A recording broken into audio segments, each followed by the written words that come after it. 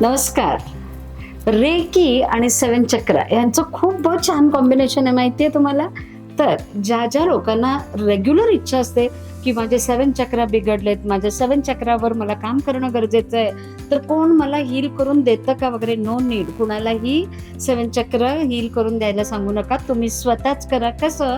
तर रेकी शिकून झाल्यावर रेकीमध्ये जे 24 पॉईंट शिकवतात त्यापैकी 7 पॉईंट सेवन चक्राज आहे. सो रोज तुम्ही न कळत सेवन चक्राजवर तुमच्या रेकी घेत असता आणि each and every cell from your body काय होत राहते?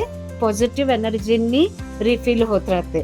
त्यामुळे आपोआप तुमचे सेवन चक्र ॲक्टिवेट व्हायला लागतात आणि तुम्हाला तसा अनुभव सुद्धा येतो.